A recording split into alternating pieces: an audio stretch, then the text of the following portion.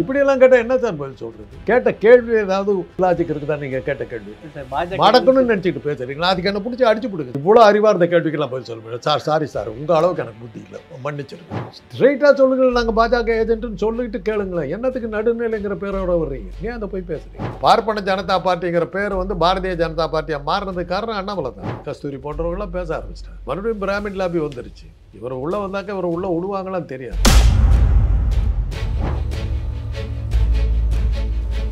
மாநாடு முழுக்க எங்க இருந்தது கொடி? காட்டுங்க, காட்டுங்க பார்க்கலாம். உங்க இதெல்லாம் காட்டுங்க, எடுங்க, இவ்வளவு உறுதி காட்டுங்க, காட்டுங்க, காட்டுங்க. நீங்க தான் ஆதாரம் காட்டி ஆகணும்.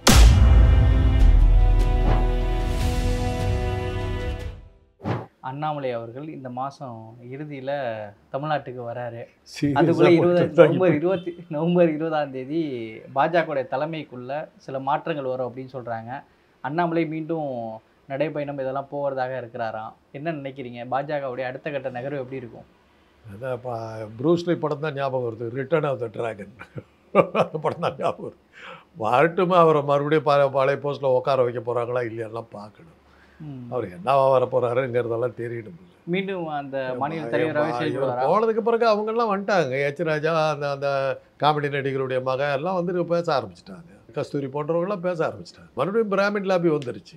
இவர் உள்ளே வந்தாக்க இவர் உள்ளே விடுவாங்களான்னு தெரியாது. அவங்க எவ்வளோ சக்தி வாய்ந்தவங்களா இருக்காங்களே யாருக்கு தெரியும். அதுக்கப்புறம் வரட்டும், வந்ததுக்கு பிறகு அதே சக்தியோடு அவர் இருக்கட்டும், அதுக்கப்புறம் பார்க்கலாம். இல்லை, எஸ்பி சேகர் சொல்கிறாரு, பாஜகவில் அண்ணாமலை தலைமைக்கு வந்ததுக்கப்புறம் பார்ப்பனுடைய இனப்படுகொலைங்கிறது பாஜகவோட தமிழக பாஜகவில் தான் இருக்குது அப்படின்றாரு. தமிழக பாஜக ஒரு பார்ப்பனர்களுக்கு எதிராக இருக்கா? அதான் அண்ணாமலை வந்து அதை பண்ணார், அது இல்லைன்னு சொல்ல முடியாது. அண்ணாமலை வந்ததுக்கப்புறம் அந்த கூட்டமே காணாமல் போச்சு. இல்லை, எச் ராஜா தலைமையிலிருந்து ஒரு கூட்டமே காணாமல் போச்சு. அது அண்ணாமலை வர்றவர்களும் யார் வேணாலும் பேசிக்கிட்டு இருந்தாங்கல்ல. பேசணும்ல பூரா 3% தானே பேசினாங்க. அண்ணாமலை வந்ததுக்கப்புறம் தானே அடி தமிழிச்சா அதை பண்ணுவாங்கன்னு எதிர்பார்த்தாங்க. தமிழிச்சா அதை சரியாக செய்யலை. எல்முருகன் அடிமைக்கு தொண்டரடி புடி ஆழ்வார அவர் போயிட்டார். அண்ணாமலை வந்ததுக்கு பிறகு தான் அந்த கூட்டத்தை ஒழிச்சுவிட்டு பார்ப்பன ஜனதா பார்ட்டிங்கிற பேர் வந்து பாரதிய ஜனதா பார்ட்டியாக மாறினதுக்கு காரணம் அண்ணாமலை தானே. அது பூரா அவங்களுக்கு அடிபட்டாங்கல்ல. அதில் தானே அண்ணாமலையை கண்டு அவங்க அவ்வளோ இது பண்ணாங்க. கே.டி. ராகவன் போன்றவர்கள்லாம் வெளிக்கொண்டு தரல. எவ்வளோ ஆபாசமான அரசியல் அவங்க நடத்திக்கிட்டு இருந்துக்காங்கிறதுக்கெல்லாம் வீடியோ ஆதாரங்கள்லாம் காட்டிவிட்டார்ல. அதில் தானே அவங்க அடங்குனாங்க. அப்போ தானே நாங்களும் இது பண்ணோம். இப்படியெல்லாம் அண்ணாமலை பண்ணுறதுல என்ன ஸ்டண்ட்டு? அது வந்து காமெடியாக இருந்தாலும் சரி, எதாக இருந்தாலும் சரி, பிஜேபிங்கிற ஒரு கட்சி இருக்கிறதுக்கு ஒரு அடையாளத்தை, ஒரு நல்ல அடையாளத்தை உருவாக்குறதுல அண்ணாமலையுடைய சேவை இருக்குதில்ல. இதெல்லாம் பண்ணி தான் ஆகணும். அது ரெண்டாவது, இன்றைக்கி அந்த பிராமின் லாபி வந்து எந்த அளவுக்கு பவர்ஃபுல்லாக வந்திருக்குதுன்னு தெரிஞ்சு தான் அண்ணாமலை திரும்பி வந்த பிறகு அவருக்கு என்ன தகுதி கிடைக்கும், என்ன அதிகாரம் கிடைக்கும், எப்படி அவர் செயல்படுவாருங்கிறத நான் பார்க்குறேன். அவருக்கு அதாவது தமிழக மாநில தலைவராக இருக்கிறத விட மத்திய பொறுப்பில் ஏதாவது போகலாம் அப்படின்ற மாதிரி சொல்கிறாங்களே, தேசிய பொறுப்பில். தமிழிசை வந்து இது பண்ணாங்க, சரியாக செய்யலைன்ன உடனே பெரும்பான்மை ஜாதியை சேர்ந்தவங்க அவங்க. அதனால் அவங்கள வெளியே அமிச்சாங்க, ஆபத்தாக போய்டுன்னு சொல்லி தான் அவங்க அந்த மாதிரி கவர்னராக கொடுத்து வெளியே அமிச்சாங்க. உபயோகம் இல்லைன்னு நினச்சா கவர்னர் போஸ்ட் கொடுத்துருவாங்க. கட்சிக்கு சரியாக ஃபீல்டு ஒர்க் சரியாக இல்லைன்னாக்க கவர்னர் போஸ்ட் கொடுத்து. அண்ணாமலை சரியாக தானே செய்ய. அண்ணாமலை வந்து ஃபீல்டு ஒர்க் மறுபடியும் அவர் கரெக்டாக பண்ணார்னா அவரை திருப்பி கொண்டு வருவாங்க. திருப்பி கொண்டு வருவாங்க. சரி, இப்போ இன்னொன்று, இப்போ நீங்கள் வந்து திராவிட இயக்கம் ஆதரவாக நீங்கள் தொடர்ந்து பேசக்கூடியவர். பார்ப்பனர் அல்லாதவருங்கிற ஒரு இயக்கத்துலேருந்து தான் திராவிட இயக்கங்கள் இதெல்லாம் வந்தது. எஸ்பி சேகர் வந்து நானும் திராவிடன் தான் அப்படின்னு சொல்கிறாரு. அதாவது தமிழன் சொன்னால் பாப்பான் உள்ளே வந்துடும், திராவிடன் சொன்னால் பாப்பான் வரமாட்டான்னு திராவிட கழகங்கள்லாம் இவ்வளோ நாளாக பேசிகிட்டு இருந்தீங்க. இப்போ எஸ்பி சேகரும் தன்னை திராவிடர்னு சொல்லிட்டாரு.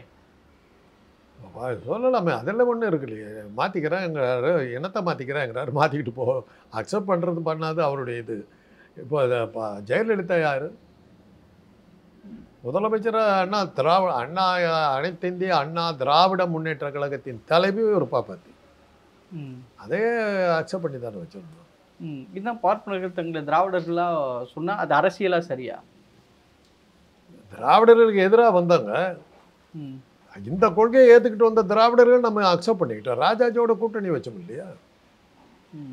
எங்களோட அந்த பார்ப்பனர்களே வளைச்சி எங்களுக்கு இதாக சேர்ந்து வர்றதுக்கு இந்தியை கொண்டு வந்த ஒரு ராஜாஜி. 1938 இந்தியை கொண்டு வந்த ஒரு ராஜாஜி. அன்றைக்கி நடந்த போராட்டத்தில் பல பேர் இறந்தாங்க. தாளமுத்து நடராஜன் போன்றவர்களாம் இறந்தது அந்த போராட்டத்தால், துப்பாக்கி சூட்டில். அதே ராஜாஜி 67ல் இந்தி எதிர்ப்பேன் அப்படின்னு சொல்லிட்டு வந்து உட்காந்தார். திராவிடம் மாத்துச்சு அவர். திராவிட இயக்கத்தினர் வந்து காஞ்சி மடத்துக்கு எகென்ஸ்டாக எவ்வளவோ பேசுனாங்க, செய்ய முடியலையே. ஜெயலலிதா தான் அதை செஞ்சாங்க. ஜெயலலிதா செஞ்ச பெரிய பெரிய விஷயம் இல்லை. நீ காஞ்சி மடம் அட்ரஸ் எல்லாம் காணாம போனதுக்கு யார் காரணம்? திராவிட கழகத்தினுடைய எண்ணத்தை அவங்க நிறைவேற்றினாங்க. திராவிட இயக்கத்தை சேர்ந்தவங்க வந்து 50% தான் இடஒதுக்கீடு கொடுத்தாங்க. இந்தமா வந்து தானே 65 மாத்துச்சு. ரெண்டாவது அவர்களுடைய அமைச்சரவையில் அந்த மாலை தவிர வேறு யாரும் பிராமணர்கள் இல்லையே. சசிகலா போன்றவர்களும் தினகரன் போன்றவர்களும் நான் பிராமின் தானே ஃபுல்லாக இருந்தாங்க. அதுதானே அந்த சசிகலா மேலே வந்த கோபமே என்ன? ஒரு பிராமண இனத்தை சேர்ந்தவரை வந்து நமக்கு வந்து ஆட்சியில் எந்த லாபமும் அனுபவி விடாமல் தடுத்துக்கிட்டு இருக்காங்கங்கிறதுனால சசிகலா வந்து கொலகாரி அது இதுன்னு எவ்வளோ பேரை கெடுத்தாங்க. அச்சு ஊடகங்கள் தான் அன்றைக்கி இருந்தது, இந்த டிஜிட்டல் மீடியா இல்லை. அதை வச்சுட்டு அந்த சசிகலா ஒரு பெரிய கொலகாரிங்கிற அளவு கொண்டு போனாங்க. நடக்கலையே. அந்த அம்மா கிடச்சோ நடுமந்தில் கொஞ்சம் விட்டு பார்த்துச்சு. சோ போன்றவர்களும் உள்ள நுழைஞ்சாங்க. 6 மாதத்தில் வெடி அமைச்சிருச்சில்ல. மறுபடியும் சசிகலாவை கூப்பிட்டுச்சு இல்லை. அந்த அளவுக்கு தான். அப்போ திராவிட இயக்கத்தினர் செய்ய வேண்டிய வேலையை வந்து அந்தம்மா செய்யும்போது அவங்கள நம்ம ஆதரிச்சுட்டு போகிறதுல என்ன இருக்குது? இன்னைக்கு கூட நான் வந்து பாஜகவினுடைய ஒன்றிய அரசில் எனக்கு சில மகிழ்ச்சிகரமான விஷயம் இருக்குது. பிரைம் மினிஸ்டராக இருக்கிற மோடி ஒரு நான் பிராமின், பவர்ஃபுல்லாக இருக்கிற அமித்ஷா ஒரு நான் பிராமின், ராஜ்நாத் சிங் ஒரு நான் பிராமின், நிர்மலா சீதாராமனை தவிர ஜெய்சங்கரை தவிர மிச்சம் எல்லாம் ஆல்மோஸ்ட் ஏறக்குறைய எல்லாமே நான் பிராமினாக இருக்கிறாங்க. காங்கிரஸ் ஆட்சியில் கூட அது இல்லையே. காங்கிரஸ் ஆட்சியோட பாஜக பார்த்தாக்க திராவிட இயக்க கொள்கைகளை அவங்க ஏற்றுக்கிட்ட மாதிரி தானே வருது.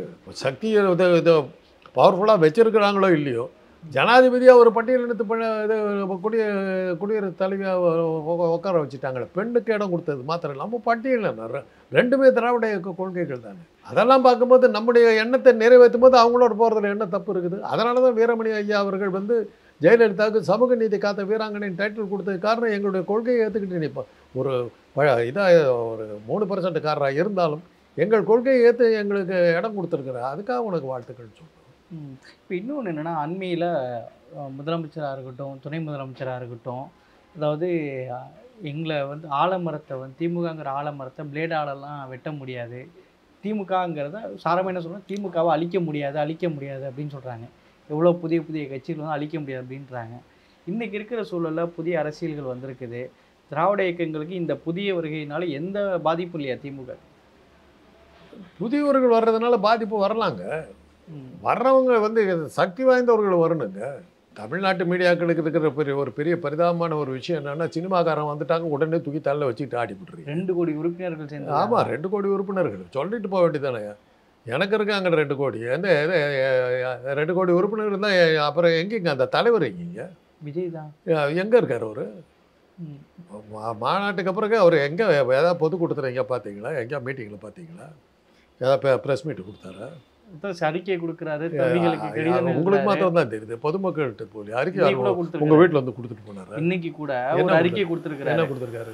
நம்மளை பற்றி தரம் தாழ்ந்து பேசக்கூடியவங்களுக்கு அதே கோணத்தில் நீங்கள் பதில் கொடுக்க வேண்டாம், தரவுகளோடு அறிவார்ந்த தளத்தில் நீங்கள் வந்து பதில்களை கொடுக்கணும் விஜய் இன்னைக்கு சொல்லியிருக்கிறாரு. அது பெரிய என்ன மாதிரி புல்லரிக்கிற இதில் கட்சிக்காரர்களும் சொல்லிக்கிட்டு இருக்காரு.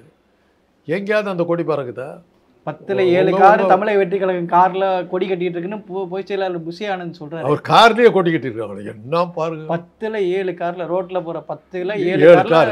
அந்த 7 கார் அவங்க கார். தமிழ்நாட்டில் ஓடுற 10 கார்ல 7 கார் வந்து அவங்களுக்கு. 7 கார்ல அந்த கொடி பறக்குது. உங்களுக்கு தான் பதில் சொல்லி இருக்கிறாரு. அதான் காட்டுங்களேன், அந்த காருங்களை காட்டுங்களேன். ரோட்ல எங்கேயாவது கொடி நட்டு வச்சிருக்காங்களா? காரில் வந்து போகுதுன்னா அந்த கட்சிக்காரனா இருப்பான், அவன் காரில் தான் இருக்காங்கல்ல. 7 காரில் தான் ஓடுது. அவரே அந்த 10 கார் போயிருக்குது, அதில் 7 காரில் இவங்க ஆளுங்க போயிருக்காங்கன்னு சொல்லியிருக்காரு. கரெக்டாக தான் நான் சொன்னதான் சொல்லியிருக்காரு. 7 பேர்த்து காரில் இங்கே வந்து கொடி பறக்குது, வேறு எங்கேயும் பறக்கல. அப்போ தமிழ்நாடு முழுக்க தமிழக நீங்கள் பார்த்தீங்களான்னு சொல்லுங்கள். என்கிட்ட என்ன பார்த்து எனக்கு நீங்கள் வந்து சொல்ல வேண்டியதில்லை. உங்களுக்கு உங்களை கேட்குறேன், எங்கேயாவது இந்த ரோடு விட்ருங்க, இதெல்லாம் கொஞ்சம் பெரிய இடம், கட்சிக்கு இதுக்கு சம்மந்தம். இது இந்த ரோட்டில் ஏதாவது ஒரு இடத்துல எங்கேயாவது கொடியை காட்டுங்க. நான் ஆவடியிலேருந்து வர்றேன், 30 கிலோமீட்டர் வர்றேன், ஒரு இடத்துல ஒரு கொடி இல்லை. வாங்கினேன், காட்டுங்களேன். எங்கேயாவது கொடி பறக்கிற இடத்த காட்டுங்களேன். அவங்க கிளைக்கழகங்கள்லாம் எங்கெல்லாம் இருக்கிறாங்க, எந்தெந்த யாரெல்லாம் அங்கெல்லாம் வந்து தலைவராக யார் இருக்கா, அமைப்பாளர்கள் யார், இது செயலாளர் யார், ஏதாவது சொல்லுங்களேன், அந்த லிஸ்ட்டை கொடுங்களேன்.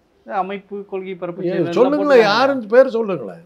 பேர் சொல்லுங்க. புஷி ஆனந்த்னு ஒருத்தர், புஷி ஆனந்த், திருப்பி புஷி ஆனந்த் வேற யார், ஒருத்தர் விஜய் 2 பேர், அவ்வளோதான், முடிஞ்சு போச்சு. 2 மேன் ஷோ.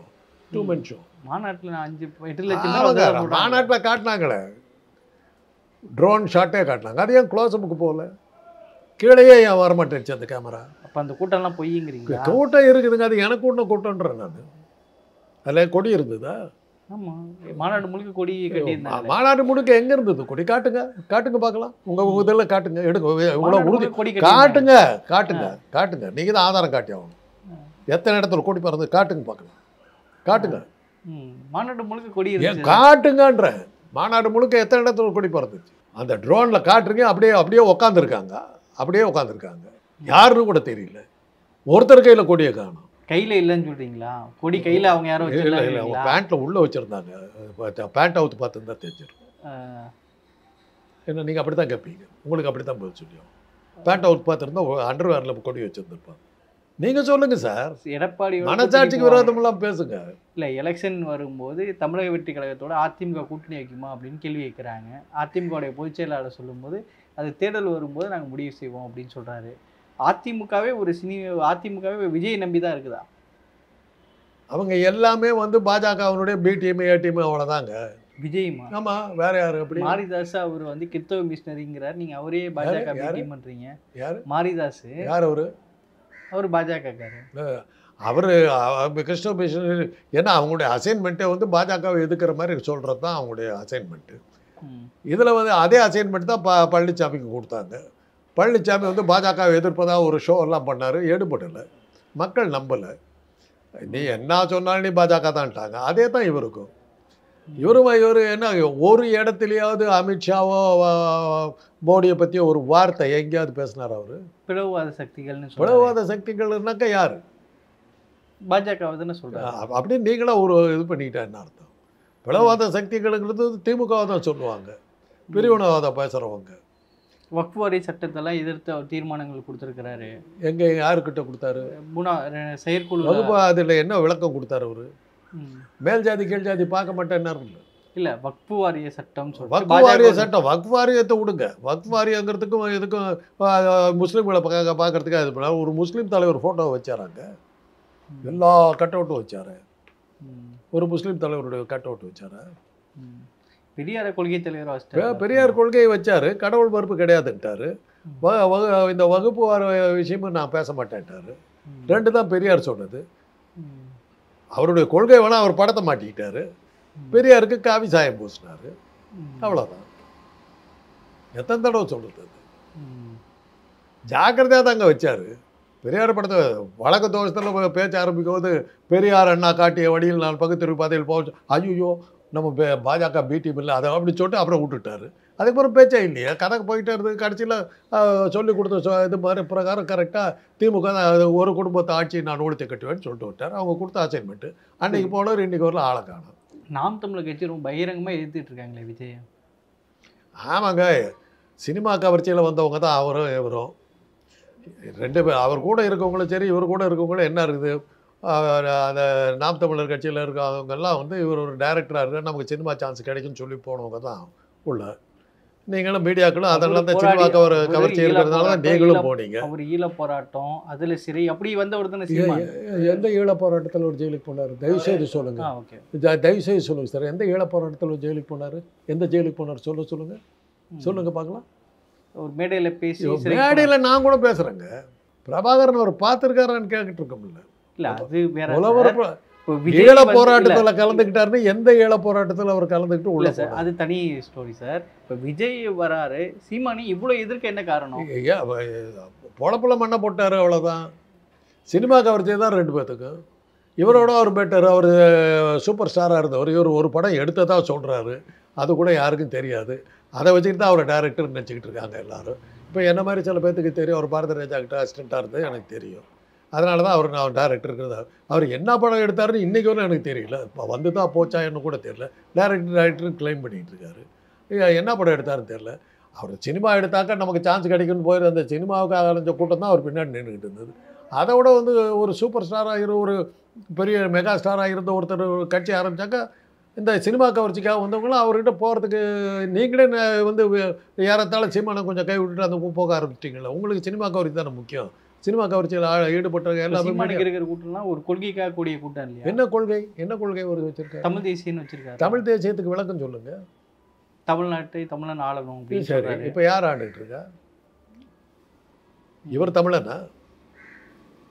அவர் தமிழர் தானே. யார் எப்படி சொல்கிறீங்க? எதை வச்சு சொல்கிறீங்க அப்படின்னு அவர் சொல்கிறத வச்சு. அவங்க அப்பா பேர் செபாஸ்டியன், அவர் ஒரு மலையாளி.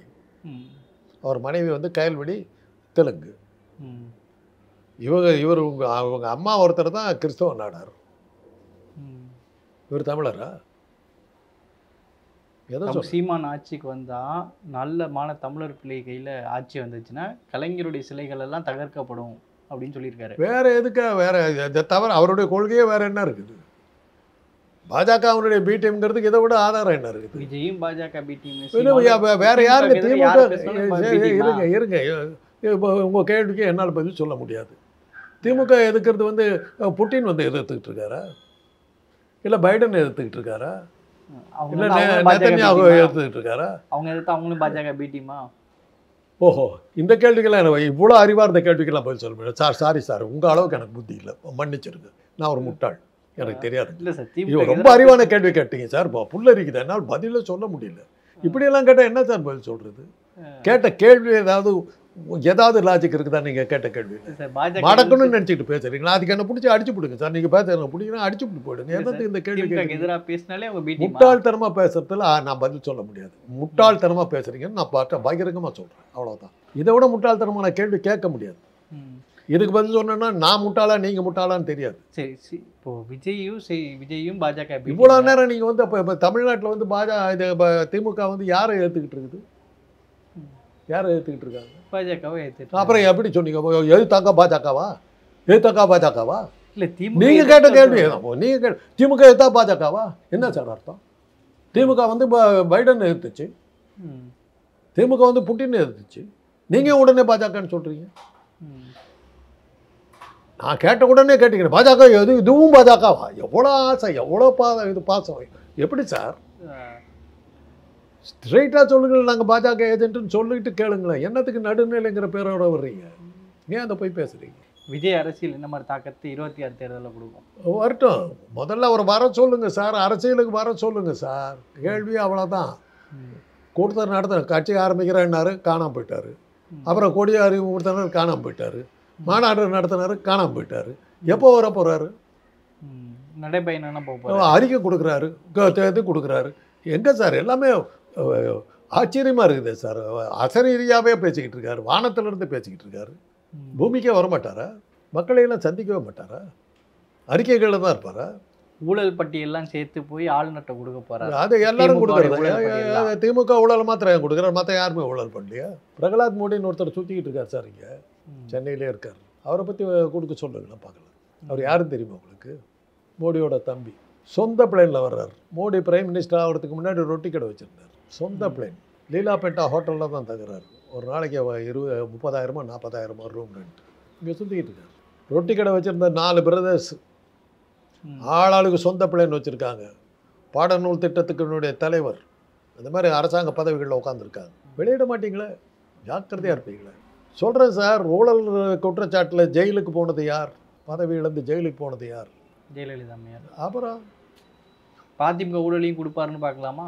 அதை கொடுப்பாருன்னு எதிர்பார்க்கணும். அவங்க கொடுப்பாருன்னு எதிர்பார்க்கணும். 150 கோடி ரூபாய் வாங்குறாரு, வரி கட்டுறாருன்னு கேட்டிங்களா? ரோல்ஸ் ராய்ஸ் கார் வாங்கிட்டு வந்ததுக்கு வரி கட்ட முடியாதுன்னு கோர்ட்டுக்கு போனவராச்சு சார். இந்த ஊழலை எங்கே போய் சொல்கிறது? சரிங்க சார், நிகழ்ச்சியில் பங்கேற்று உங்களுடைய கருத்துக்களை பகிர்ந்து கொண்டமைக்கு நன்றி.